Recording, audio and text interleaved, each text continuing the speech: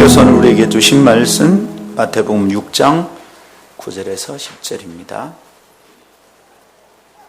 마태복음 6장 9절에서 10절입니다.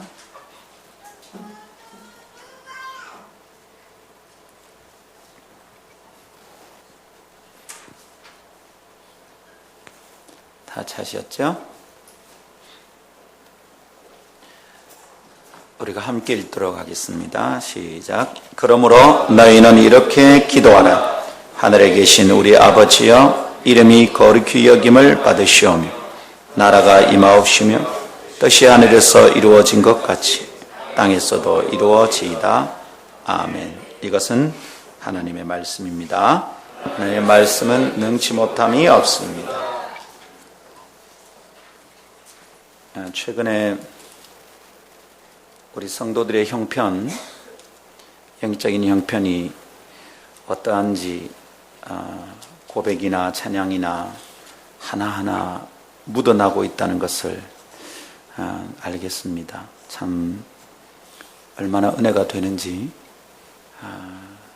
노래의 분위기가 어떤지, 혹은 얼마나 근사한지 이런 것도 참 중요하지만 얼마나 그 마음이 간절한지, 얼마나 주님 많이 사랑하는지 이런 것이 막 느껴져서 참 행복하고 감사한 아침입니다. 할렐루야.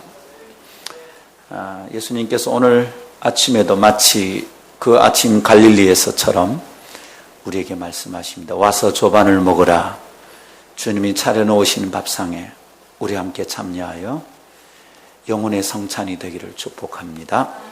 하나님 감사합니다. 주님의 말씀 앞에 나아갑니다. 교만은 꺾이고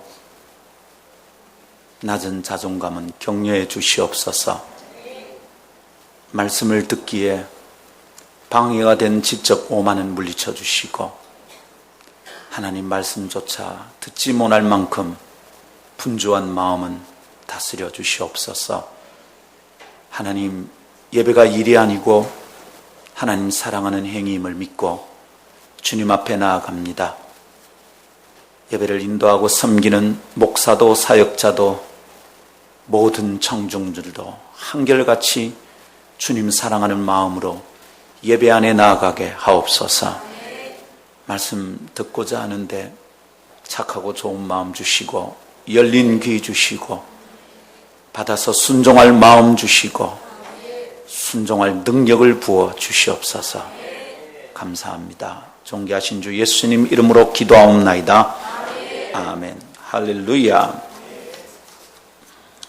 Good news or bad news? 종종 이렇게 묻곤 하지요. 좋은 소식부터 먼저 들을래? 아니면 안 좋은 소식부터 먼저 들을래? 이렇게 묻곤 합니다. 좋은 소식 먼저 할까요? 나쁜 소식 먼저 할까요? 네. 아침에 어두운 얘기로 시작하고 싶지는 않습니다. 그래서 밝은 얘기로 시작해 봅시다.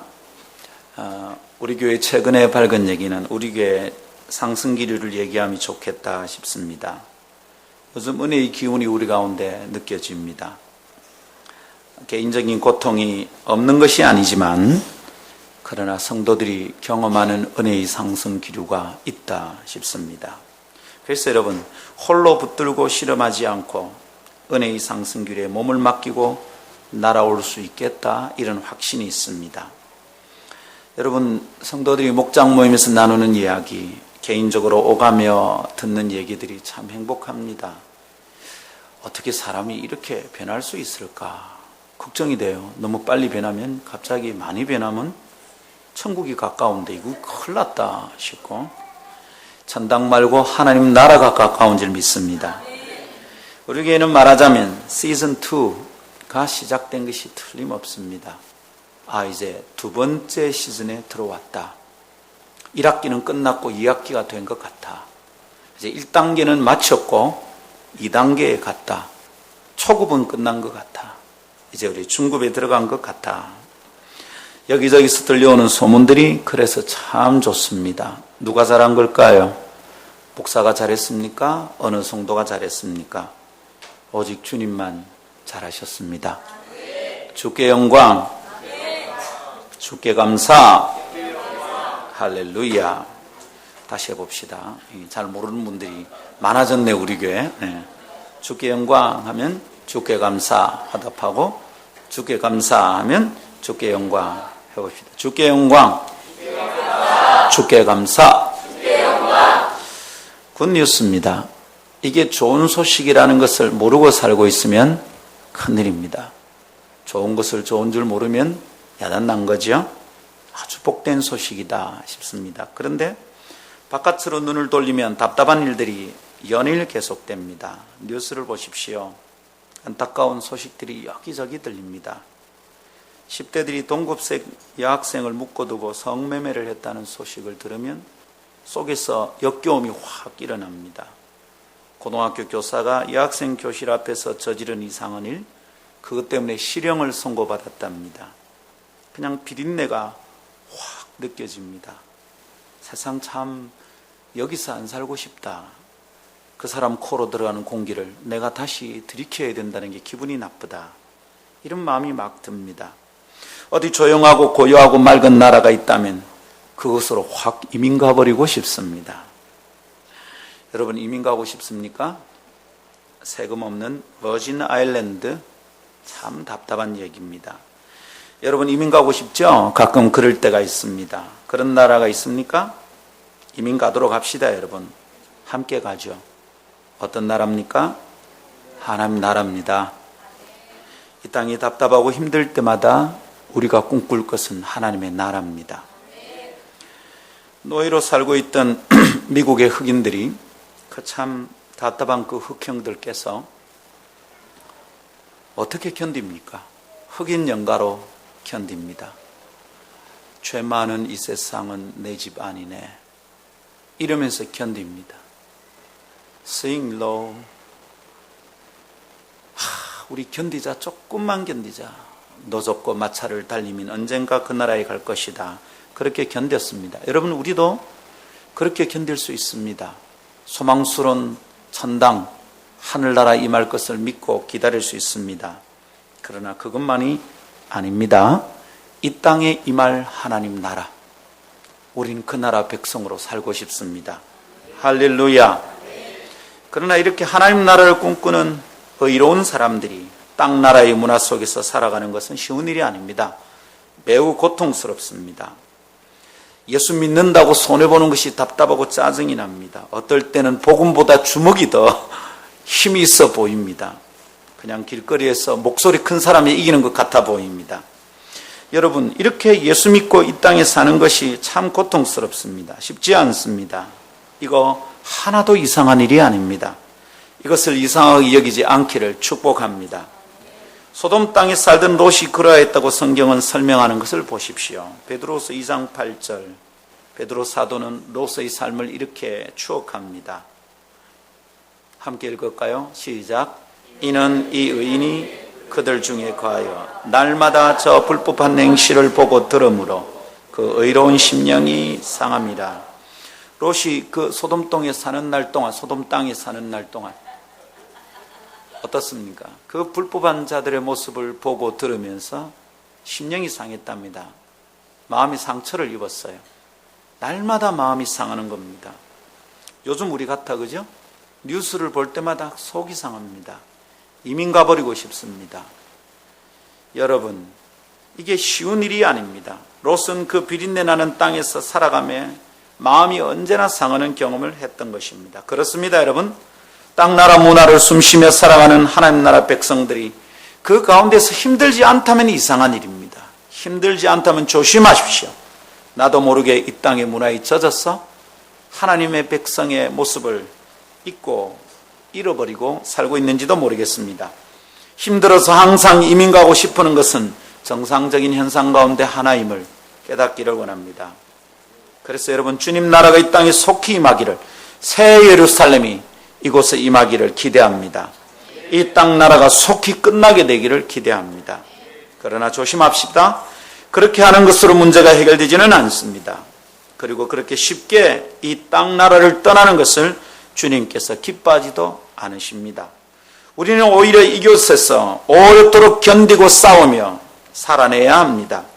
그렇다면 쉽게 절망하거나 한숨 쉬지 않겠다는 반대 정신이 필요합니다. 한번 따라합시다. 쉽게 물러나거나 절망하지 않을 것이다. 그러려면 어떻게 해야 됩니까? 반대 정신이 필요합니다. 너희가 그렇게 살면 나는 이렇게 살겠다. 너희가 그따구로 살면 나는 이따위로 살겠다. 결심이 필요한 것입니다. 할렐루야. 정신이 꼿꼿하게 서 있지 못하면 결국은 떠내려가서 죽은 것처럼 살 수밖에 없습니다. 사랑하는 여러분, 반대 정신으로 살며 하나님 나라 문화와 정신을 세워가야 되겠습니다. 이것은 지난주일 우리가 함께 말씀에 집중하여 묵상한 내용입니다. 여러분 한 주간 반대 정신으로 한번 살아보셨습니까?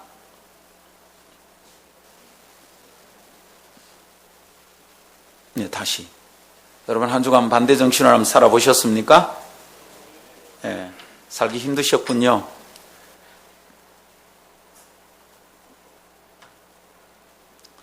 오늘은 그것에 이어서 다음 두 가지 교훈을 나누면서 함께 은혜 받기를 원합니다. 첫 번째는 하나님 나라에 대한 집중력이 질서를 만듭니다 라는 것이고요. 또 하나는 하나님 나라가 임재의 영광을 경험하면 참된 변화가 일어납니다. 이 두 가지 말씀을 나누는 중에 우리 속에 새로운 시작이 일어나기를 축복합니다. 첫 번째 따라합시다. 하나님 나라에 대한 집중력이 질서를 만듭니다. 뒤죽박죽 엉켜있는 이 땅을 보면서 우리 마음에 품어야 될 소중한 깨달음입니다. 하나님 나라에 대한 집중력이 질서를 만든다는 것입니다. 여러분 아무렇게나 흩어져 있던 새 조각들 방향이 지멋대로입니다. 그냥 하나는 동쪽으로 하나는 서쪽으로 남쪽으로 북쪽으로 못조각이 엉망으로 흩어져 있습니다. 근데 거기에 강한 자석이 와서 딱 서면 모든 새 조각이 일렬로 딱 정돈됩니다. 한 방향을 향하여 강한 자석을 향하여 정돈됩니다. 하나님 나라에 대한 집중력이 마치 이와 같습니다. 우리가 하나님 나라에 대한 집중력을 가지면 질서가 생깁니다. 내 삶에 하나님 나라를 향한 초점이 맞추어지면 내 삶에 질서가 생깁니다. 일이 복잡해서 질서가 없는 게 아닙니다. 너무 고단해서 집이 어지러운 게 아닙니다. 집이 어지러워져도 내 삶엔 질서가 있을 수 있습니다. 하나님 나라에 대한 집중력이 질서를 만든다는 것을 기억합시다. 하나님의 백성된 그리스도인은 하나님의 뜻이 저도 그렇고 여러분도 그렇고 잠깐 좀 깨야 될 것 같은 생각이 듭니다. 예. 지난주를 같이 하나요? 많이 피곤하셨던가 봐요. 예. 어떻게 목사가 좀 피곤해 보이죠? 죄송합니다. 예. 이러니까 여러분이 이러시니까 당황하셨어요? 예. 저도 막 당황이고 여러분도 그렇고 몸 좀 풀고 한 주간 동안 막 답답했던 거 좀 내려놓고 오기 전에 급한 일들 내려놓고 예배할 동안에만으로 잊어버리고 전화 기다리고 있는 거 전화통 꺼도 괜찮습니다. 오직 하나님께 집중하여 예배합시다. 아멘.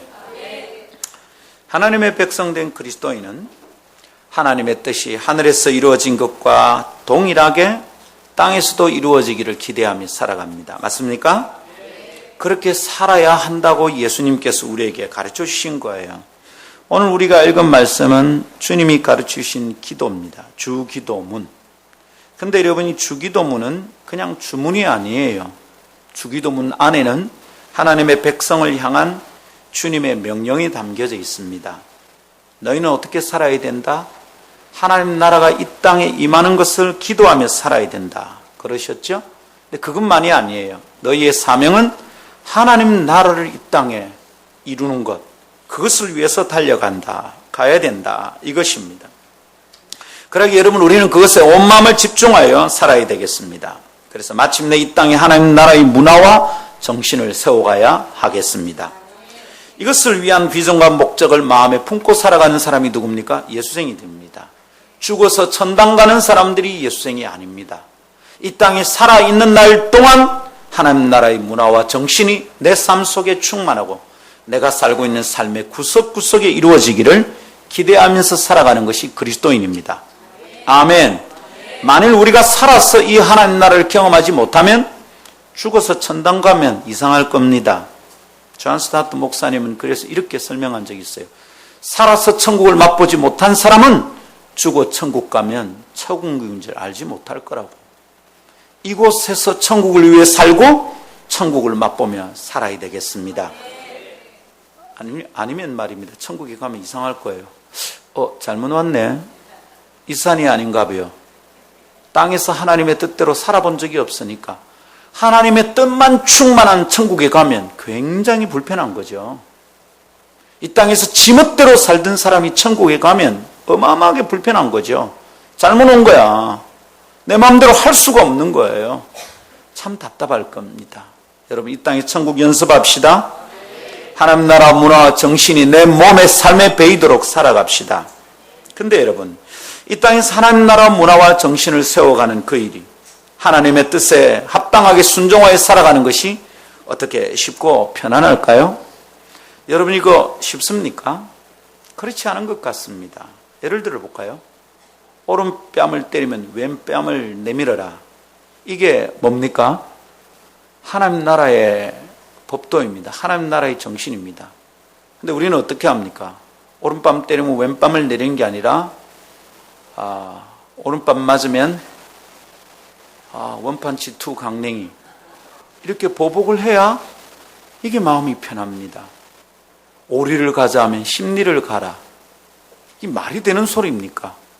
기름값 내놔라. 이래야 말이 되는 거지. 겉옷을 달라면 속옷을 줘라. 군에서 있어 본 사람들은 아는데 고참들이 제 속옷을 뺏어가더라고요. 이게 기분이 너무 나빠. 그리고 자기 속옷을 저보고 입으랍니다. 누렇게 쩔었어요. 오래 입다 보니까. 여러분, 그런 상황에서 내 것을 손해보면서 내어놓는 것이 여러분 쉽습니까? 절대로 쉽지 않습니다. 한번 이런 적이 있습니다. 마산을 다녀오는 길이었습니다. 제가 이전에 몸담았던 공동체에 있을 때입니다. 울산 지역의 대표인 한 목사님과 함께 차를 타고 옵니다. 자기 차입니다. 그 사람 차 타고 이래 옵니다. 저는 뭐 그때나 지금이나 운전을 너무 잘하기 때문에 제가 운전을 안 하죠. 제가 운전을 하면 고속도로에서 다른 차들이 다 난리가 납니다. 막 달리면 뒤집어집니다. 그래서 제가 사고 날까봐 제가 운전을 안 합니다. 근데 그 이제 차를 오듯 타고 이렇게 오고 있는 중입니다. 비가 왔어요, 그날. 비가 왔기 때문에 그냥 달려도 이게 위태위태합니다. 근데 이 사람이 세게 달리는 거예요. 근데 차가 뭐냐 하면 뭐 세게 달릴 때 뭐 무쏘라든지 렉스톤이라든지 뭐 카니발 이런 거면 좀 안정감이 있잖아요. 프라이드인데 그것도 프라이드 팝이라는 차가 있었습니다. 옛날 프라이드 중에서도 제일 해꼽은 차, 해꼽다 가벼운 차. 차가 달리는데 막 날리는 것 같아요. 옆에 트럭이 하나 휙 지나가는데 차가 휘청합니다. 근데 이제 위험한 사건이 일어난 거예요. 트럭이 휙 달리는데 이 차가 우리를 겁을 주고 간 겁니다. 그래서 목사입니까? 갑자기 이랍니다. ECBA 그리고는 갑자기 막 엑셀레터를 밟습니다. 왕 프라이드 팝입니다. 이게 뭐 밟으면 3.7초 만에 뭐 100km 도달하는 페라리 이런 게 아니고요. 프라이드 팝입니다. 왕 막 자동차 엔진 소리가 왕 합니다. 그 소리가 불안합니다. 왕 달려서 여러분 그 트럭 앞에요. 이 트럭은 뭐 5톤 덤프 큰 차 아닙니까? 그 앞에 가더니 브레이크를 깨 밟습니다. 이거 어디서 본 거야? 택시 기사들이 자기 차 앞질러 가고 이런 차들 애미길 타는 버릇 아닙니까? 이거 아주 못된 버릇입니다, 여러분. 말합니다. 우리 가운데 아무도 그렇게 하지 않기를. 제 눈에 뜨이면 가만 놔두지 않습니다. 어른인지 아든지. 여러분, 운전은 인격이에요. 운전 습관을 보면 그 사람의 인격을 알 수 있어요. 다들 조심들 하세요. 그리고 트럭 앞에 그 조그만 프라이드 팝이 깨한 겁니다. 그 차는 지금 모닝보다 작은 차예요. 깨! 그러니까 막 뒤에서 들립니다. 5톤 덤퍼가 막 끼끼끼끼끼 빗길에 막 밀립니다. 큰 사고가 나는 거 빗길인데 그 순간 제가 뭐하요? 너무 놀래가지고 뭐하요? 이랬어. 아니 성질 건드리잖아. 난 그런 사람인 줄 몰랐어요. 그러면 뻥 달리는데 이제 뒤에 5톤 덤프가 뺑 아들이 앞에서 깨 합니다. 우리가 이제 끼끼끼 근데 차가 비틀비틀 나는 거예요. 그 다음에 또 이 사람이 엑셀을 받습니다. ECBALNOM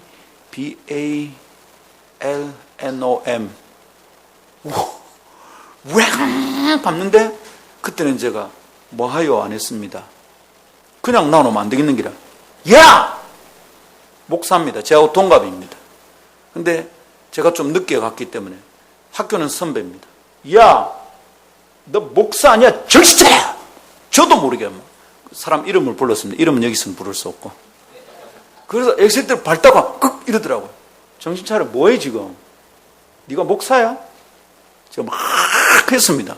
한 30초 동안 바바바바바바바. 그래서 속도를 딱 늦춥니다. 심호흡을 합니다. 그러고 나서 말했죠. 미안해요. 내가 고함 질렀어. 자기도 말합니다. 김 목사 미안해요. 정신이 나갔는가 보다. 잘 들으십시오.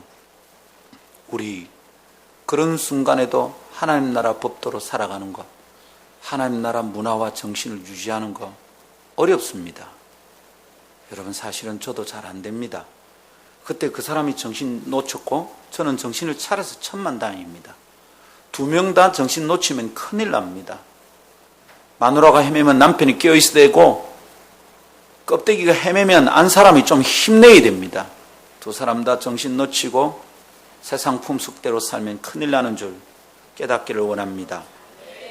사랑하는 여러분, 하나님 나라 법도대로 사는 거 절대로 쉽지 않습니다. 실제로 삶의 현상에서 경험하는 우리의 사건들은 그것이 쉽지 않다는 걸 아주 강하게 증거해 보여줍니다. 하나님 나라의 질서를 따라 살아간다면 손해를 많이 보게 되고 위험해질 것 같습니다. 저는 지금도 그 사람이 돈을 어떻게 한 것 같아 의심이 되는 사건이 제게 하나 있습니다. 내 마음에 딱 접어놓았습니다. 아, 이렇게 하는 것이 별 유익이 없겠구나. 제가 마음을 그냥 접어서 캐켜두었습니다. 근데 이게 굉장히 안 편합니다. 제가 한 4달, 5달 동안 고민했습니다. 내가 이걸 어떻게 처리할까? 이거 어떻게 해야 될까? 내가 이것을 갈봐야 되나? 그냥 내려놔야 되나? 한 4달, 5달 동안 고민했습니다. 지금은 내려놨습니다. 근데 여러분은 안 쉽습니다. 특별히 저같이 예수 믿기 전에 성깔이 한 성깔, 아니 저는 한 2-3 성깔 하던 사람이라서 이게 아직도 도가 많이 닦여야 될 사람입니다. 하나님 나라 법도대로 사는 거 참 힘듭니다. 여러분, 그래서 그렇게 안 하고 싶은 거예요. 하나님 나라 문화로 정신으로 사는 거 안 하고 싶은 겁니다. 그냥 내가 확 하는 것이 훨씬 편안합니다. 그러고 나면 마음이 오히려 속이 편합니다. 사랑하는 여러분, 만일 그렇지 않고 살고 싶으면 못 살겠습니다. 이 나라를 떠나서 다른 곳으로 이민 가고 싶습니다. 그러나 여러분 기억하십시오. 그것이 사탄의 유혹과 속임수라는 것을 기억하십시오. 우리로 가면 이 땅에 소망을 가지지 않게 만드는, 이 땅에서 치열하게 싸워서 하늘의 뜻이 땅에 이루어지기를, 그걸 위해서 싸우는 삶을 포기하게 만드는 사탄의 전략인 것을 기억하십시오. 아멘. 이 땅 나라는 아직 하나님 나라의 문화와 질서가 다 성취된 상태가 아닙니다. 그래서 어지럽고 혼돈스러운 거예요. 아직 땅이 하늘 같지 않다 이 말이죠. 땅에는 땅 비린내가 가득합니다. 하늘의 향기로 이 땅에 사는 것이 참 쉽지 않습니다. 그래서 하늘나라의 질서로 살아간다면 심각한 손해만 볼 것 같습니다. 그렇죠 여러분? 그러나 그렇지 않다는 게 주님의 가르침입니다. 하늘나라의 질서는 어렵고 힘든 것 아닙니다. 손해보는 것 아닙니다. 질서는 아름답고 편안한 것이다. 언젠가 공익 광고를 본 적이 있습니다. 하늘나라 질서가 그렇습니다. 아름답고 쉽고 평안합니다. 할렐루야. 그것이 그렇게 보이지 않고 그렇게 느껴지지 않는다는 것은 내가 그 질서에 익숙하지 않다는 증거입니다. 아직도 내 마음에 땅나라의 문화와 정신이 많이 남아있다는 증거입니다. 그래서 훈련이 필요하다고 그랬습니다. 성질 부리지 맙시다. 자기네 서운함 때문에 세상이 다 틀렸다고 말하는 것도 조심합시다. 미안하지만 박근혜를 좋아하기 때문에 문재인을 싫어하는 건 틀린 겁니다. 안철수를 좋아하기 때문에 박근혜를 싫어하는 것도 틀렸습니다. 그런 방식은 틀렸습니다. 박근혜는 박근혜 자체로 다루어서 당신이 싫다 이렇게 말해야 됩니다. 문재인은 문재인 자체를 보면서 당신이 가진 정치 철학이 틀린 것 같습니다. 이렇게 말을 해야 됩니다.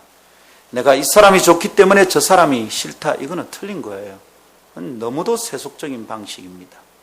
냉정하고 꼼꼼하게 그 사람의 정치 철학이 뭔지, 이 사람이 가진 성향이 뭔지, 그 사람의 역사적 배경이 뭔지 찬찬하게 살펴야 됩니다. 그런 다음에 당신은 X, 당신은 O, 당신은 아직 잘 모르겠어 세모, 이렇게 말을 해야 되는 겁니다. 여러분, 이렇지 않다면 우리가 아직도 이 땅의 질서대로 살고 있는 것입니다. 사랑하는 여러분, 돈 어떻게 씁니까? 사람들과의 인간관계에서 어떻게 살고 있습니까? 하나님 나라 문화와 질서가 내 삶에 필요합니다. 아멘. 여러분, 그러나 이게 안 쉽죠. 왜 그렇습니까? 새로운 질서는 언제나 얼마간 저항을 받게 되기 때문입니다. 내가 그렇게 살면 바깥에서 저항도 있고요. 그렇게 살기로 결심하면 내 안에 이미 몸에 빼인 습관이 저항하게 됩니다. 저항이 있기 때문에 불편하고 힘들게 여겨집니다. 여러분, 그리스도임을 밝히는 커밍아웃을 하면 곧바로 태클이 들어오죠. 저는 주일날 교회 답니다. 이러면 부장이 바로 그냥 구박합니다. 여러분, 그것을 숨겨두고 있을 때는 화목하기만 하던 명절 분위기가 내가 그리스도임을 밝히는 순간 지옥 같은 상황이 되고 맙니다. 네 때문에 명절 때마다 이래가 되겠나 포기하고 싶은 마음이 막 생깁니다. 하나님 나라 질서대로 살려고 하면 저항받는 것은 당연합니다.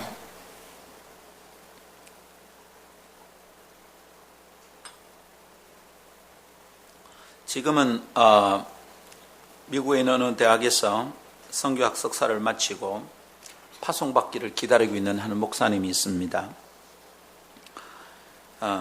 제 후배라고도 말할 수 있고 제자라고도 말할 수 있는 참 귀한 형제인데요. 이 형제가 고신대학 신학과에 다닐 때 OM 둘로스를 타고 2년을 선교하고 오겠다 결정을 내렸습니다. 근데 이 전라도에 있는, 전라도가 고향인 형제이죠. 어머니가 난리가 난 겁니다. 어머니가 절대로 안 돼요. 외아들이야, 외아들. 남편도 없이 외아들을 키우는데 참 신실한 권사님입니다. 그런데 선교는 안 된다는 거야. 가서 어떻게 될지 어떻게 아냐는 거지. 그거는 안 된다. 하다가 그 제가 추천서 쓰고 다 한 거거든요. 도대체 누가 널 보고 선교 가라고 하거든요. 영향을 준 사람이 누구냐? 내가 그렇게 심한 영향을 줬는지는 잘 모르겠어요. 근데 얘가 고문을 당하다가 고백을 한 거예요. 자백을 해버렸어요. 엄마의 고문이 심각하잖아요. 그죠? 예. 우리 어머니들이 쓰는 최고의 고문이 뭡니까? 내가 너를 어떻게 키웠는데 이것보다 힘든 고문이 없어요. 자식은 다 무너지는 거예요. 거기에. 그래, 내하고 네 여자친구들 중에 골라라. 이야, 이게 진짜 심각한 고문이야. 그래, 네가 그래 간다면 나를 엄마로 보지 않는다 이 말 아이가? 엄마하고 아들의 연을 끊자. 야, 고문이 진짜 온갖 다양한 고문이 이제 다 들어오는 거예요. 그래서 자백을 한 거예요. 어머니, 말하겠습니다. 고문 그만하십시오. 누구? 김상건 목사입니다. 광주에서 부산까지 오셨어요. 부산에 왔대요. 서부터미널이랍니다. 김 목사님, 저는 누구누구 M입니다. 네. 그때까지는 뭐 제가 그렇게 심각한 줄 몰랐습니다. 다 학패했는데 이분이 빼빼 마르고 꼿꼿한 분입니다. 신앙이 아주 좋은 분이더라고요. 제 앞에서 무릎을 꿇고 얘기합니다. 목사님, 우리 아는 안 돼요. 얘기하기 시작하십니다. 눈물을 흘리면서. 제가 누굽니까? 저는 어머니 고문에 당하는 사람이 아닙니다. 저도 무릎을 꿇고 꼿꼿하게 말씀드렸습니다. 어머니의 아들이 안 되면 누 집 아들이 가야 할까요? 어머니의 아들이 아니면 누 집 아들이 가야 되냐고 나단이 다시에게 찾아와서 말했습니다. 당신의 양은 아깝고 옆집 가부집의 양은 아깝지 않더냐고. 다시 회개했지 않냐고. 어머니, 당신의 외아들은 아깝고 다른 집의 외아들은 아깝지 않은 겁니까? 그러니까 이 권사님이 울기 시작합니다. 믿음이 있으시니까 무슨 말인지 안 거죠. 진짜로 손을 떨어요. 목사님, 그래도 우리 아들은 안 되는데. 그 싸움에서 누가 이겼겠습니까? 누가 이겼죠? 주님이 이기셨어요. 알겠습니다. 이라고 갔는데 아들이 마음이 변했어. 목사님, 언젠간 단기가 아니라 평생을 바쳐야 되는데 지금 어머니의 마음을 다치고 하고 싶진 않습니다. 그리고 안 갔습니다. 이제 갑니다.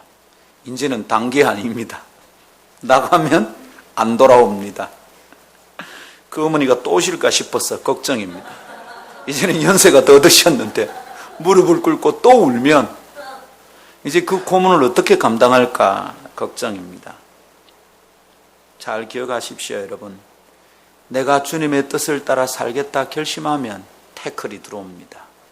저항이 심합니다. 저 이런 얘기 수없이 들었거든요. 우리 아들은 안 됩니다. 목사님, 우리 딸내미 좀 그만 놔두십시오. 이런 얘기 수없이 들었습니다. 그럴 때마다 저는 눈도 깜짝 안 했습니다. 주님이 부르시면 보내야 합니다.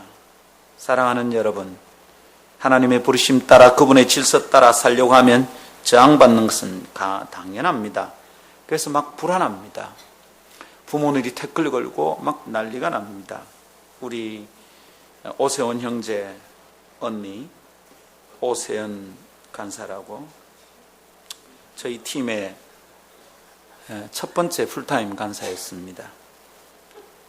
직장 잘 다니고 있었어요. 부산 시내에서 인정한 벤처기업에 있었습니다.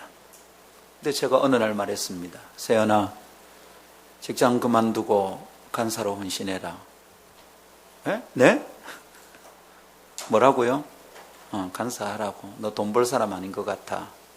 근데 그때 상황이 어땠느냐 하면 어머니 아버지 다 몸이 아프세요. 지금까지도 몸이 안 좋으십니다. 그리고 오빠는 사역자입니다. 동생 오세훈 형제는 그때 학교 다니고 있었어요. 그 상황에서 지가 벌어야 가정이 어떻게 유지가 됩니다. 근데 저한테 몇 번이나 얘기합니다. 목사님, 가정 형편이 이렇고요. 이메일이 길게 A4 2장, 3장 되는 이메일이 몇 번이나 왔습니다. 근데 어느 날 제가 말했습니다. 세연아, 나는 너에게 말했다. 그리고 주님도 말씀하셨다. 더 이상 내게 상황을 설명하지 말고 네가 결정해라. 난 할 말을 다 했고 주님도 너에게 할 말을 다 했다. 이제 네가 반응하면 된다. 목사님, 그래도 어머니가 난 잘 모르겠다. 어머니가 어떤지 난 잘 모른다. 그러나 난 말했다. 더 이상 설명하지 마라. 많이 힘들었을 겁니다. 하나님의 질서, 하나님의 부르심을 따라 움직이는 것은 어떨 때는 엄마의 가슴에 대못을 받고요, 아버지의 마음에 상처를 남길 수도 있습니다. 저 또한 그랬습니다. 제 아버지에게 저는 자식으로서는 불효를 많이 한 사람입니다. 제가 아버님께 했던 말은 아주 간단했습니다. 아버지, 땅에서는 아버지를 편안하게 섬기기가 쉽지 않을 겁니다. 그날 아버지도 저도 울었습니다. 그러나 하늘에 가면 아버지를 행복하게 해드리겠습니다. 아들이 부끄럽지 않고 자랑스럽게 해드리고 싶습니다. 무릎을 꿇고 아버지한테 얘기하고 그날 저는 주를 위해 살게 되었습니다. 사랑하는 여러분, 이거 순복하는 거 안 쉽습니다. 제가 목사 안수 받던 날 저희 아버님이 저희 집에 오셔서 이렇게 선언하셨어요. 너는 이제 주님의 제단에 올려진 번제물이니 너에게서 취할 나의 분깃이 없다. 와, 말도 어떻게 그렇게 멋있게 하시는지 연습을 하셨던가 봐요. 아직도 귀에 쟁쟁하고 기억이 쌩쌩합니다. 너에게서 취할 나의 분깃이 없다. 제가 장남인데 분깃이 없다. 그리고 그날 우리 집에 하루 좀 주무시고 가라 했더니 그냥 가십니다. 목사 집에 목사의 부모들과 가족들이 자주 드나드는 거 성도들에게 덕이 안 된다. 너에게서 나는 취할 것이 없다. 그 뒤로 제가 생활비 드려도 안 드려도 일절 말이 없으십니다. 아무리 힘들어도 김 목사 돈 필요하다 이런 거 말씀해 본 적이 없습니다. 결단하신 거죠. 하나님 앞에 드린 아들에게서 더 이상 아무것도 취하지 않겠다. 제가 막 울었어요. 아버지, 진짜로 가슴에 상처를 남기시려고 이럽니까? 우리 집에 주무시지를 않아요. 단 한 번도 그 뒤로 왔다가 그냥 가십니다. 왔다가 가시고. 안 쉽습니다, 여러분. 그렇게 살려고 생각하면 내 안에서도 저항이 일어나고 부모도 친구도 친척들도 어떨 땐 여자친구도 어떨 땐 남편도 저항하기 시작합니다. 여러분, 이렇게 저항받는 것은 당연한 겁니다. 그래서 불안합니다. 이거 아닌가 아이가? 이러다가 정말 왕따 당하고 이러다가 망하는 것 아닐까? 나만 손해보는 것 아닐까? 나만 바보 되는 게 아닐까? 아주 두렵습니다. 다 컨닝할 때는 나만 컨닝하지 않으면 내 성적이 엉망이 될 것 같습니다. 전 대학 다닐 때 바보 같은 짓거리 몇 번 했습니다. 컨닝이 예사로 하는 겁니다. 컨닝 안 하는 게 이상합니다. 다 컨닝합니다. 제가 제 친구하고 마음이 맞았어요. 둘이서 우리 도고 동문학과 전용 강의실이 있습니다. 그 강의실에 시험 때 되면 벽에 새까맣게 뭘 적어 놓은 거예요. 이게 너무너무 자존심 상합니다. 우리 도국과가 이렇다는 게 내가 성질이 나는 거예요. 거기 다른 학과도 가끔 수업하러 오는데, 그래서 라카를 우리가 개인 돈으로 샀습니다. 하얀색을 사서 우리 학교 벽을 다 칠했습니다. 그래 놓고 우리 과 학생들 다 모았습니다. 다 모였습니다. 그때는 이제 제가 조금 힘이 셌습니다. 다 모였습니다. 모아놓고 말했습니다. 지선인답게 행동하자. 이번 학기는 honor 시스템이다. 컨닝하지 않고 시험 쳐보자. 그리고 내가 교수님께 부탁할 거다. 우리 시험 시간에 교수님 들어오지 말라고. 그죠? 미 육군 웨스트 포인트 뭡니까? 웨스트 포인트 맞습니까? 거기에 시험이 honor 시스템입니다. 미국의 육군 장교는 명예로워야 된다. 컨닝하지 않자. 그 감독이 안 들어온대요. 그 컨닝하면 서로 이제 지적하는 거죠. 그렇게 하자고 했습니다. 그리고 다 칠했습니다.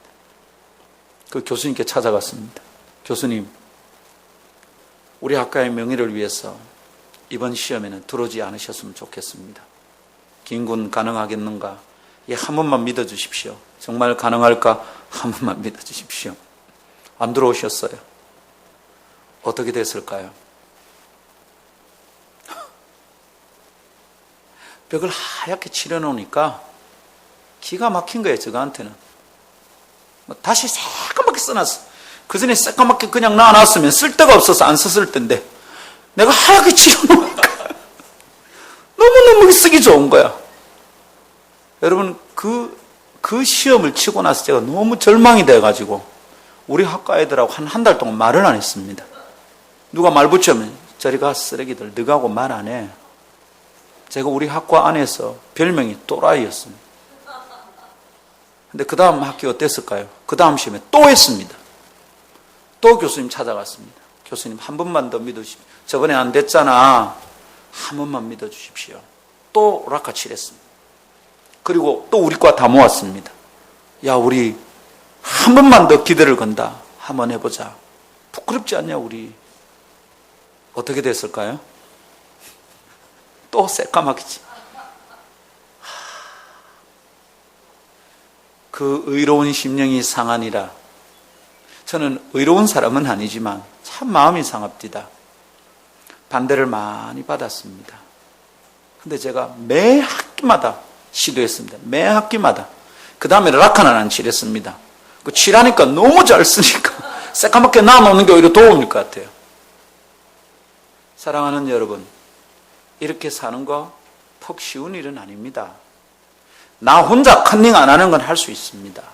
그런데 이게 문화가 되도록 씨름하고 앞서서 해보는 것은 참 어렵습니다. 수많은 그리스도인들이 자기 혼자 잘난 척하고 끝냅니다. 조심합시다. 우리는 이 땅의 문화를 변혁해야 될 사람들입니다. 할렐루야. 왕따 당할 것 같죠? 망할 것 같죠? 그러면 여러분, 나보다 쟤들이 더 성적 좋아질 것 같죠? 천만에요. 4년 동안 저 1등 안 놓쳤습니다. 저거는 다 컨닝하고 저는 꼿꼿하게 제 방식대로 정직하게 시험 쳤습니다. 저 4년 동안 1등 했습니다. 잘난 척하고 있는 거 아닌 거 아시죠? 예.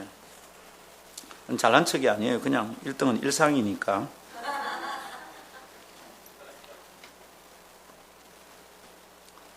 망할 것 같지만 망하지 않습니다. 두려워하지 말고 갑시다. 그런 일이 일어나는 것은 정상적인 형상 아닙니다. 겁먹으면 안 됩니다. 하나님 나라 문화와 정신은 땅 나라와 너무도 다른 겁니다. 그 가치관과 질서는 너무도 달라서 처음엔 낯설고 힘듭니다. 다른 사람이 힘든 게 아니라 내가 힘듭니다. 틀린 것은 아닌가 두렵고 걱정되기도 합니다. 마치 이것은 말입니다. 술이나 담배를 끊고 나서 경험하는 증상이 있죠? 뭐라 그럽니까? 금단 증상이라고 합니다. 막 손이 덜덜덜덜 떨리고요. 막 이상합니다. 예, 막 마음이 불안불안하고 심장이 막 더 빨리 뛰는 것 같고 그렇습니다. 정서적으로 막 불안해지고 그렇지 않습니까? 이런 일은 발생할 수 있습니다. 우리에게도 있을 수 있습니다. 이래도 되는가? 굉장히 불안합니다. 게다가 우리의 대적 사탄의 방위도 있습니다. 그러고 나서 어려움이 들이닥치는 겁니다. 우리 교회 성도도 그랬습니다. 우리 교회 오고 나서 믿음 생기고 나자 공장에 있고 집에 있는 부적을 다 뗐습니다. 목사님 와서 한번 떼주십시오. 그래서 예배 드리고 뗐습니다. 제가 의자 놓고 탁 올라가서 뗍니다. 나사렛 예수를 명하니 떠나가라 딱 떼는데 이게 한 번에 그럼 딱 뜯으면 얼마나 멋있겠노. 떠나갈 지어다 딱 떼는데 찌익 폼은 4개 안 났어요. 다 뜯었습니다. 그리고 마음에 생각이 있었어요. 이분이 진짜 결단하고 한 것이라면 곧 방해가 올 건데 약간 불안했습니다. 아니나 다를까 그 다음날 공장에 쓰는 오토바이 세워놨는데 바로 잊어먹었어요. 바로 도둑 맞았어요. 그리고 그 부적을 써줬던 점쟁이가 왔어요. 와서 하는 말이 당신 예수 믿지? 이러면 큰일 난데 기가 막히게 그거 어떻게 알았을까? 영이 센 거죠? 여러분 그렇게 하는 것은 이분이 진짜로 예수 믿기로 작정했다는 증거입니다. 그렇지 않으면 지가 어떻게 알아서 사단이 방해를 하는 겁니다. 근데 이분이 고향에 있는 권사인 자기 여동생이 전화를 했대. 미리 오빠야 참 기쁜 일인데 시험이 온다. 잘 견뎌야 된다. 그 소리를 미리 전화를 받았대. 그 전화 받고 그 다음날 잊어먹은 거예요. 사단 방해합니다. 그래서 결코 쉽고 만만한 일이 아닙니다. 그렇지만 우리는 이 금단 증상 같은 것을 다른 것으로 해석합시다. 여러분 아십니까? 혹시 제대로 된 치료 방법을 쓰면 치유가 일어나죠. 그때 몸에서 나타나는 이상한 현상들이 있답니다. 때로는 메스껍기도 하고 어지럽기도 하고 막 이런 일들이 일어난다 그러잖아요. 병든 몸이 정상적인 상태로 되돌려지는 동안 몸이 경험하는 호전현상이라고 그럽니다. 이걸 뭐라고 그럽니까? 명현현상이라고 그러죠. 알고 계십니까? 명현현상. 독이 많은 음식을 먹다가 그걸 끊고 다른 걸 하면 거기에 중독되어 있는 몸이 불안한 거예요. 금단 증상하고 비슷한 거죠. 몸이 반응을 보여요. 막 어지럽고 속이 메스껍기도 하고 막 이런 일들이 일어납니다. 호전현상입니다, 여러분.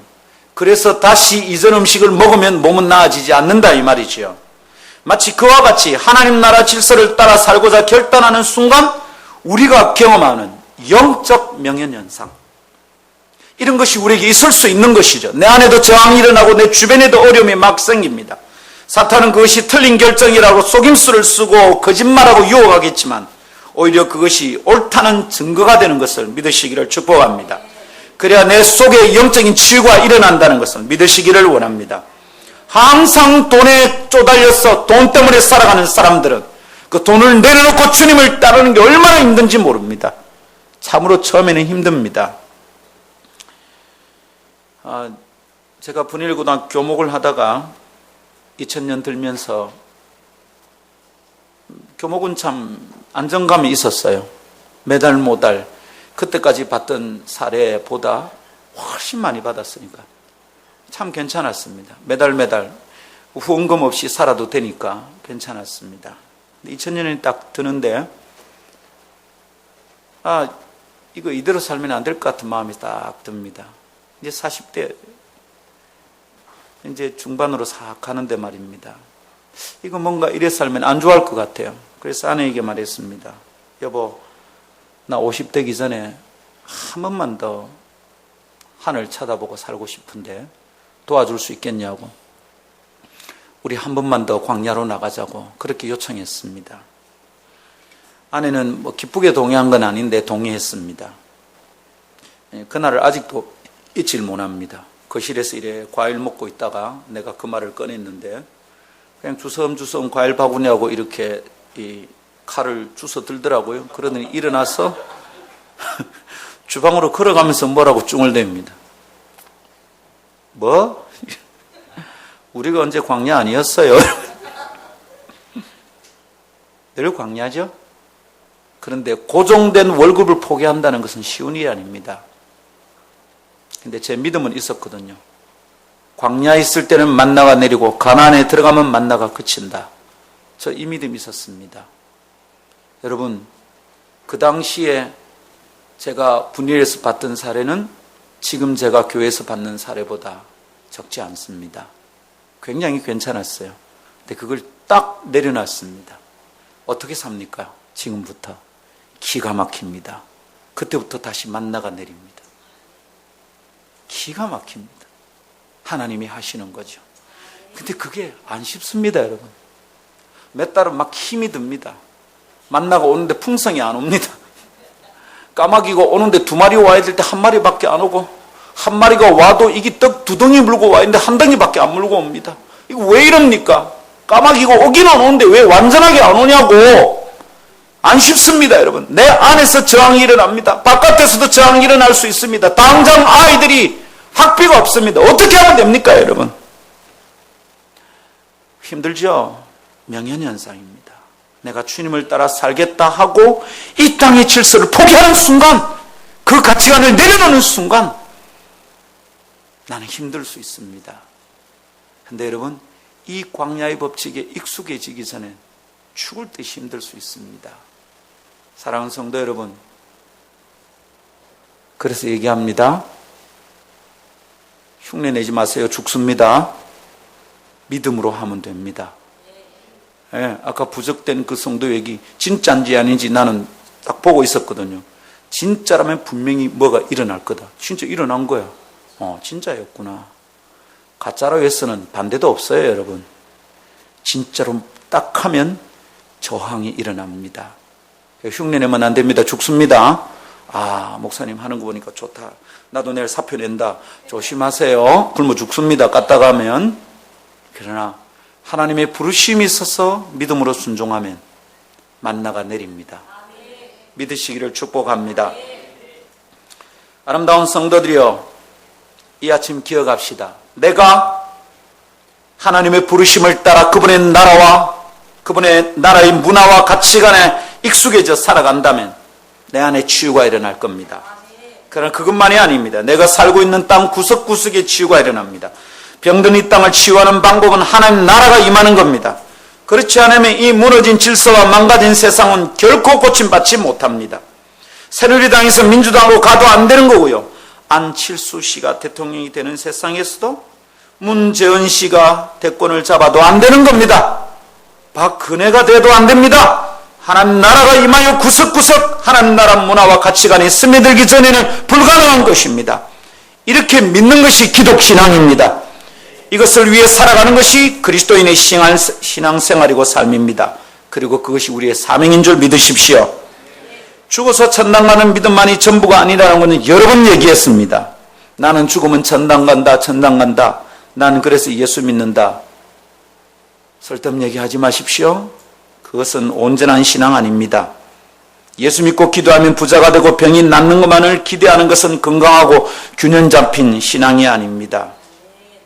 그런 건 귀신도 안다고 했습니다. 하나님 나라에 대한 기대와 꿈이 있어야 되겠습니다. 새로운 질서와 문화를 꿈꾸며 나아갑시다. 할렐루야! 이것이 아름다운 교회의 문화와 정신이 되기를 축복합니다. 근데 여러분, 이렇게 살아가는 것이 우리에게 어떤 유익이 있습니까? 새로운 질서가 안전하다는 것이 우리에게 유익입니다. 한번 따라합시다. 새로운 질서가 안전합니다. 땅나라 안에서의 불안은 하늘나라에 가면 다 떠나갑니다. 땅나라 안에 있던 죽음의 그늘은 하늘나라에 가면 생명의 빛으로 찬란해질 겁니다. 땅나라에 있던 가난함은 하늘나라의 부유함으로 충분해집니다. 땅나라에서 원망이 쌓이고 서운하고 억울한 일을 당한 것은 하늘나라에 가면 그분의 법도 안에서 다 신원해 주실 것이 틀림없습니다. 할렐루야. 여러분, 하늘나라에 가면 땅나라의 고통은 끝이 납니다. 주님의 뜻이 하늘에서 이루어진 것 같이 땅에서도 이루어지면 이 땅에서도 하나님의 백성들은 그 영혼의 질서가 생기고 평안해질 것을 믿으시기를 축복합니다. 천당 가면 다시 눈물이 없다 했습니다. 다시 바다도 없다 했습니다. 다시 어두움이 없다 했습니다. 그래서 우리 천당 가면 좋을 겁니다. 믿습니까? 아멘. 그러나 천당에 가는 것만이 아니라 이 땅에도 하나님의 뜻이 내 삶에 이루어지면, 내가 하나님 뜻에 순복하여 살아가면 하나님의 백성된 내 삶에 질서가 생기고 평안이 임하는 줄 믿습니다. 아시죠, 여러분? 나라다워지려면 의무와 권리를 수행하는 국민이 필요합니다. 근데 그렇게 그 의무를 당한 국민에게 나라는 권리를 보장합니다. 하나님 나라도 그와 같습니다. 하나님 나라의 통치권 아래서 우리는 보호받고 안전하게 될 줄 믿습니다. 마태복음 6장 우리가 9절 10절 주님이 가르친 기도인데요, 이 기도의 내용을 주님이 설명하시면서 마태복음 6장 33절 결론을 이렇게 내리십니다. 6장 33절 한번 읽어볼까요? 같이 시작. 그런즉 너희는 먼저 그의 나라와 그의 의를 구하라. 그리하면 이 모든 것을 너희에게 더하시리라. 할렐루야. 우리는 주님의 나라를 따라 살면 이 모든 것이 흔들릴 것 같거든요. 근데 주님이 하시는 말씀은 분명합니다. 하나님의 나라와 의를 구하고 그것을 붙들면, 하나님 나라에 대한 집중력이 생기면 내 안에 질서가 생기고 온전케 된다고 말씀해 주십니다. 할렐루야. 근데 우리는 거꾸로 사는 거예요. 우리는 자꾸 이 모든 것에 집중합니다. 그러는 동안에 우리의 질서는 깨어지고 집중력은 다 흩어집니다. 사랑하는 성도 여러분, 주님의 나라에 집중하면 순서가 생기고 질서가 잡힙니다. 그러면 모든 것이 안전하고 풍성해지는 것을 믿으시기를 축복합니다. 우리 모두 그 깊은 자리, 그 깊은 순간으로 나아가야 될 줄 믿습니다. 이 하나님 나라로 함께 나아가기를 초대합니다. 하나님 나라 안에서 그분의 문화와 정신을 누리며 사는 하늘 백성 되기를 축복합니다. 할렐루야.